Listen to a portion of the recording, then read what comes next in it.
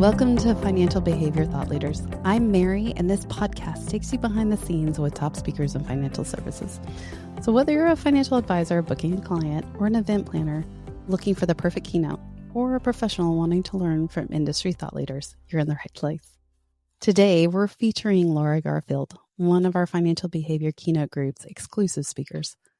Laura is the co-founder of Idea Decanter, a trailblazing video marketing firm helping financial professionals turn their ideas into high-impact video content. In this episode, we'll explore her signature keynote, Find Your Finfluence, using video to build authority and grow your business. We'll learn why video is one of the most powerful tools in today's advisor's toolkit, and she'll even share some of her top strategies advisors are using right now to extend their reach and their revenue. Thanks, Laura, for joining us. Thanks for having me, Mary. So I have to ask, Laura, let's go back for a little bit. What in the world started you on your speaking journey? How did you get started in this career? It's a great question. I set the intention in January 2020 that it was going to be my year of public speaking. I joined a speaker training group. I was raring to go, and we all know what happened. COVID. And so I got trained up during the pandemic and did a bunch of virtual events, but 2020 did not end up being the year that I struck out on stage.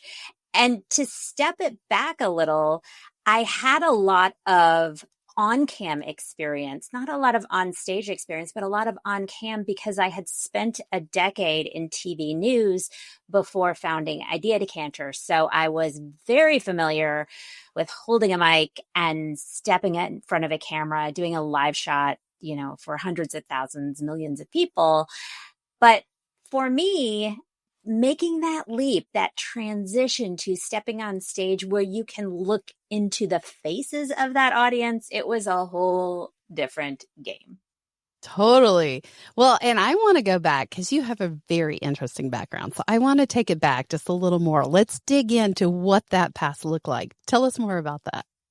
Well, I was in TV news. I started out in tiny Hastings, Nebraska, moved up through Omaha to New Orleans. I happened to be living and working in TV news there during Hurricane Katrina. So a lot of interesting stories.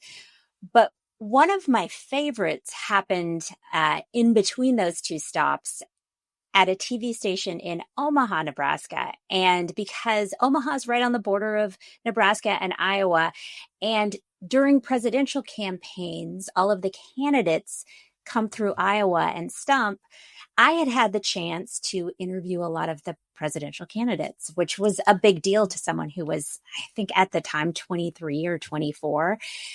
And so when it came time for the inauguration, it had given me kind of the confidence to go to my news director and say, hey, I've only reported here in Nebraska, but put me on a plane, send me to Washington, D.C. I would like to cover the inauguration. And I remember my news director sizing up the idea and saying, Laura, you can only go if you deliver this fantastic live shot. And I thought, no problem. I've got this. So I attended the inauguration. I got to go to the Texas inaugural ball. And then I went to CBS News's Washington bureau. And I remember I was doing the 10 o'clock news in Omaha. So it was pretty late at night. And I took the elevator up to the 7th floor to the newsroom, and I remember those doors opening and the kind of butterflies in my stomach. This was it. This was my Katie Couric moment. This was going to make my reporter reel. I was going to go, to the national news level straight away. This was it. And when I got into the newsroom, I realized that there were reporters like me from all over the country doing live shots for their local stations. And so they put me at the end of the line. So the camera was here. The reporter with the mic is standing in front of the camera, the backdrop of the Capitol. And I had to wait and listen to people go and people go and people go. And I got a little more nervous as the minutes ticked away. And finally, it was my turn. And the reporter in front of me handed me the mic. I stepped in front, put in my earpiece. And I opened my mouth and I started my report and I nailed it. Uh-huh. Not even close. Oh. 3 words into my report, what I was saying began to repeat back in my ear in this like delayed echo chamber. And I was totally thrown. I stumbled. I stammered. It was the longest 90 seconds of my life. I somehow got through it. I don't think I made any sense. And finally, the camera guy, I pitched it back to Omaha, and the camera guy said, "Laura, you're clear." And he had this look on his face like, you probably should have stayed back in Omaha. But he said to me, "Laura, next time that happens, pull out your earpiece. Your director forgot to put your audio in mix minus." And I stepped away. I remember taking the elevator back down to this deserted lobby, finding a chair in a corner. I sat down and I cried because I had completely blown it. Like, this was my shot and I had thrown it away. And all I had to do was pull out my earpiece. It was so simple. But what that gave me was empathy for everyone who has fear, who has trepidation about stepping in front of the camera and looking stupid, because I have been there and I have done it. And I thought that was going to end my career, but luckily my future news directors didn't see it that way. And I did move on to New Orleans, and then I worked at CBS News in New York and then CNN in Atlanta. And it wasn't the end of the line, but it did change my perspective because I have really screwed up and it didn't end me. Well, and I feel like that's such a relatable story, not that we're all in front of news cameras on CBS, but like the fact that you've stood up in an audience before, you stood up on a stage and you've just flopped it. And just learning, I think part of that is also learning the experience, right? Yes. And being better prepared for that next opportunity that comes, which leads into what you teach advisors is the training behind all the work that goes into it before you go in front of the camera. So tell us a little bit more about how the business works and how advisors can improve their own Finfluence. Well, the word Finfluence is fairly new, and sometimes I get blank stares when I say, do you want to find your Finfluence? It is a word that I think showed up in 2024, sort of that combination of influence and finance, because our world is truly turning to video. More than 80% of web traffic last year was people watching videos. Wow. And something in the neighborhood of 82% of people between the ages of 18 and 41 report that they got financial advice off of social media. And what I can tell you for certain is that much of that advice that they're getting isn't sound. It's not what a fiduciary would share. And one of the best parts of the beginning of my Find Your Finfluence speech is this clip I show from this guy on TikTok who's saying 401ks are the worst investment that you could possibly have. Clear out your 401k, throw it all into real estate. And every advisor sitting in the room, their jaw drops. And then I ask, who has seen some bad financial advice online? And every hand in the room goes up because there is so much of it out there. And really, the idea behind Finding Your Finfluence is putting aside your fears of stepping in front of the camera and finding that voice, because you know what the best advice is, but finding that voice and getting inspired to add some reason to all of the noise that's out there. So I can see that, especially in prospecting, right? Like reaching out and getting new.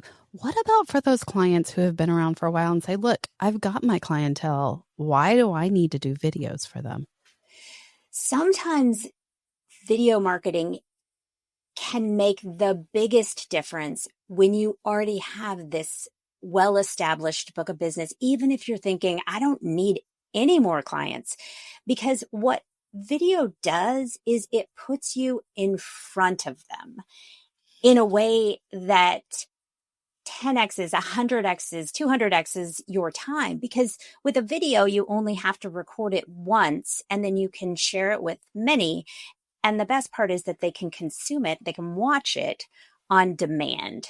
So there's kind of a psychological trick that comes with watching a video. And it's that if you watch a video of someone, you feel like you've had a conversation with them or you've spent time with them. And that's a really great way to make all of your clients feel by just recording something and sharing it with them. What we've also seen is that it then turns your clients into a referral flywheel. So the more video you put in front of them in a consistent way, the easier it is for them to tell other people about you. So if you are in growth mode, like many advisors looking to add more right fit clients to your book of business, adding video to your strategy can be effective. And a great example is an advisor we work with named Dave, and he recorded a video. It was his why story.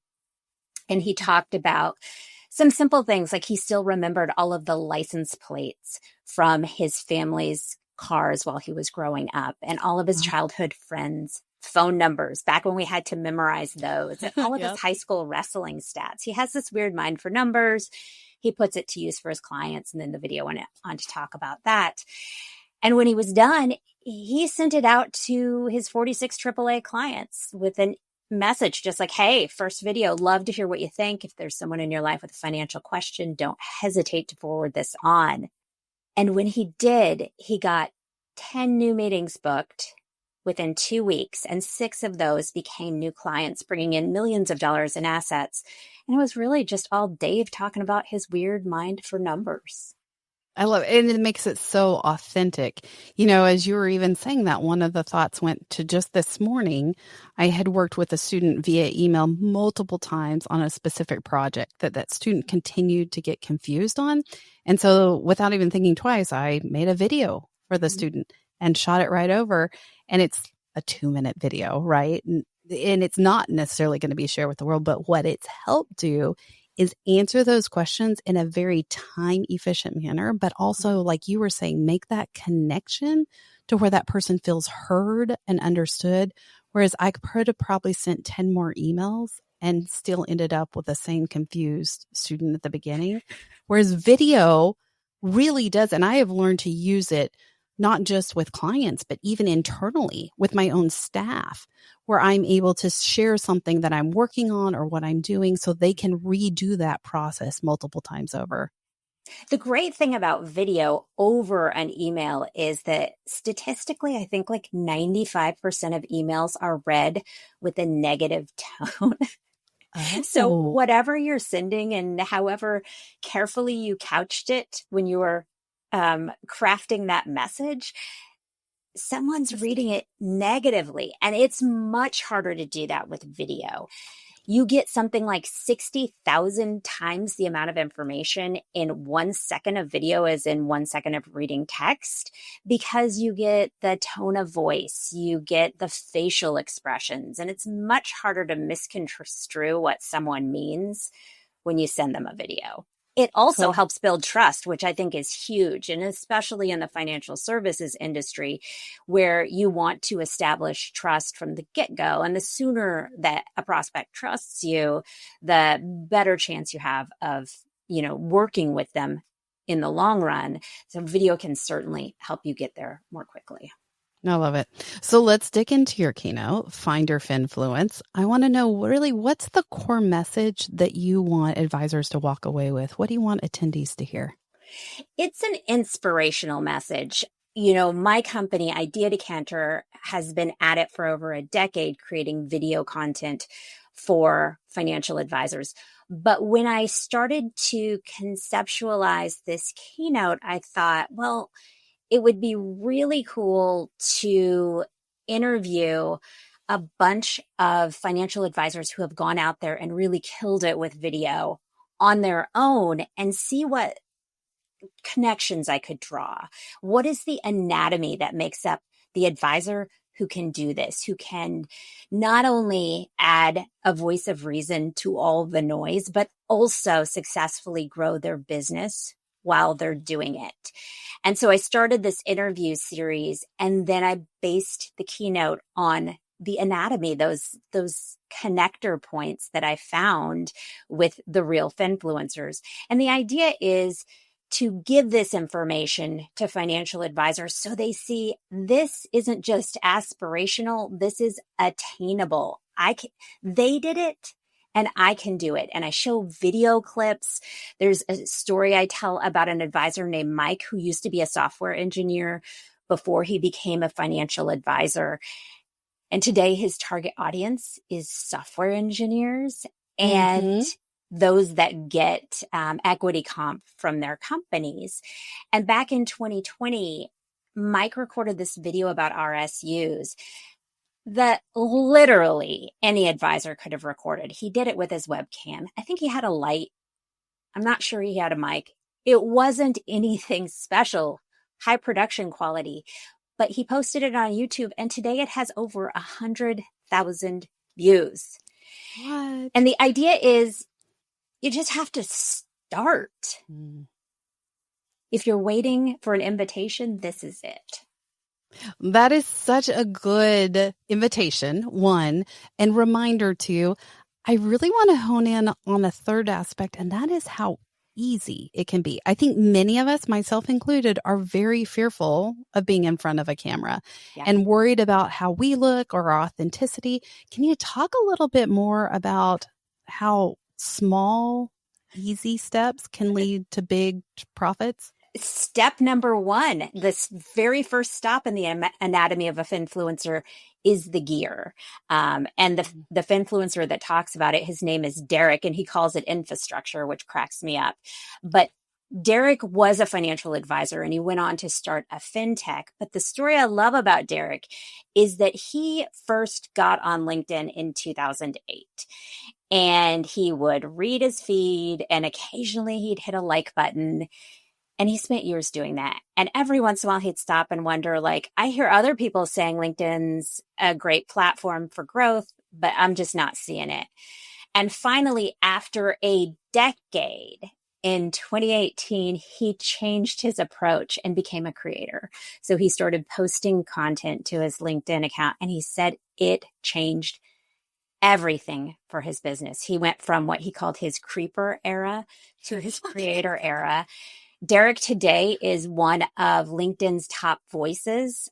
I wrote a book about finding your Finfluence, and I was going back and forth recently with Derek about, I want to make sure all of this is right. You're one of LinkedIn's top voices in finance. He said, no, I'm one of LinkedIn's top voices globally, which makes him the top 1% of the top 1% of people posting on LinkedIn. And for 10 years, he did nothing. And then he decided, hey, now's my time. Well, and let's just go back. 2018 wasn't even that long ago, right? I mean, when you were talking about getting on a stage in 2020, these things don't take long. But I think I hear you say something. One, you have to start, and two, consistency. Can you talk to that? Yes, there's a Finfluencer I interviewed named Mondo Salavanti, and he is my most inspirational when it comes to being consistent because, I'm a creator. I put out a lot of content and I run into the roadblock like, is this worth it? Am I making a difference? But Mondo's story is that when he started in the industry, he did 4 hours a day of cold calling. And at some point he was like, holy cow, there has got to be a better way. Amen. And so in 2023, he decided he was going to transition from those 4 hours cold calling to those 4 hours a day, creating content and having conversations with people on LinkedIn. He targeted that platform because Mondo's ideal client is a high performing sales executive who has variable compensation. So some months are huge and some months are not so huge. He creates a lot of content around that. And he put all of this time into it. And 6 months in, he said he looked at it and he didn't feel like he was moving the needle at all, but he stuck with it. And he said by the end of the first year, he had 9 new clients. There started to be this moment somewhere after that 6-month mark where the wheels really started turning. And so after a year of it, he did have new clients and he didn't abandon.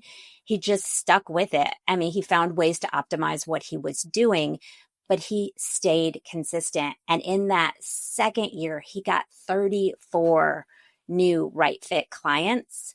And he's still doing it. He's in his third year. And the last I heard from him, his goal was to double that 34 to 68. And he was well on track to doing it.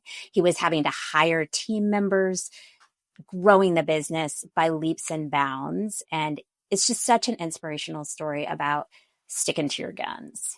Well, and I think it's an inspirational story for all of us who have put content out there and dribbled it in. You know, I have to admit, one of my favorite things about following you on LinkedIn is the personal side that you bring up. So would you talk a little bit about adding in a personal component? Because I think we feel very comfortable telling people what to do. But when it comes to sharing ourselves, that's a little scarier. Yeah. How much information is too much information? I have a funny, very personal story. I had this epiphany the other day. My hair had been looking awful lately. I live in Seattle.